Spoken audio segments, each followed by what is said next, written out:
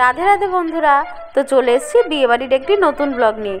শীতকাল পড়ার সাথে সাথেই ফোন খুললে শুধু বিয়েবাড়ির ছবি, সবাই বিয়েবাড়ি যাচ্ছে।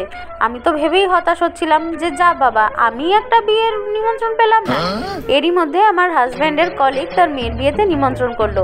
এই দাদাটাও আমার হাজব্যান্ডের সাথে কাজ করে, কোলে ওনার নাতি, কত কিউট, গোলুমলু পুরো। তারপরে চলে আসলাম উপরে, এসে দেখি স্টলের সামনে কি ভিড়।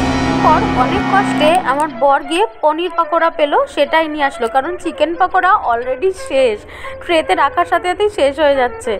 আবারও আরেকবার আমরা হানা দিয়েছিলাম যে যদি একটু চিকেন পকোড়া পাওয়া যায়, কিন্তু তখনও শেষ। সেই ফাঁকে আমি একটু ফুচকা খেয়ে নিলাম, কারণ এটা আমার দ্বিতীয়বার ফুচকা খাওয়া ছিল। কতক্ষণ আর দাঁড়িয়ে দাঁড়িয়ে ওয়েট করবো ভাই, তাই ভাবলাম একটু টাইম পাস করার জন্য ফুচকাটা খেয়ে নিই। ফুচকাটাও দারুণ ইয়াম্মি ছিল। তারপরে চলে গেলাম সোজা বউকে দেখতে, কিন্তু ওখানেও তো যা ভিড়, সব রিলেটিভসরা ওনার সাথে ছবি তুলছে, তার বান্ধবীরা ছবি তুলছে, একমাত্র ফটোশ্যুট হচ্ছে। তাই ওখান থেকে মণ্ডপের ক্যাপচারটা নিলাম, দারুণ সাজিয়েছিল মণ্ডপটা। সেখান থেকে চলে গেলাম সোজা বরকে দেখতে। বর তো পুরো লাল টুকটুকে হয়েছে, ভীষণ ফর্সা, একটু হালকা করে লুক আউট দিল বর। তারপরে আবার কথোপকথনে লেগে গেল। যতই বলো না কেন, সেই দিন বর বলো বউ বলো দুইজনেরই ভীষণ টেনশন থাকে মাথায়। তো যাই হোক, এরপর ভিড়ে ঠেলাঠেলি খেতে খেতে খেতে আমরা সোজা চলে গেলাম মণ্ডপে। যেই মণ্ডপটা পুরো গোলাপের পাপড়ি দিয়ে সাজানো ছিল, খুবই সুন্দর সাজিয়েছে, অ্যাম্বিয়েন্সটা দেখেই মন ভরে যাচ্ছিল।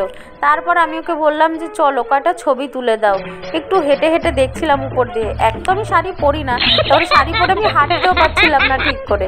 আর যেহেতু শীতকাল, তাই জ্যাকেটটাও পরে নিয়েছিলাম উপরে। আর আমার বরকে দিয়ে জোর করে গোলাপ নিয়েছি আমি, তারপর হাঁটু গড়ে বসে।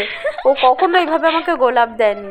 যাই হোক বন্ধুরা, এইভাবে তোমরা আমার সাথে থেকো, পাশে থেকো। আর থ্যাঙ্কস ফর ওয়াচিং। আমাদের সত্যি তোমাদেরকে দরকার আরও আগে এগোনোর জন্য। এইভাবে পাশে থেকো, লাইক কমেন্ট শেয়ার করো। টাটা।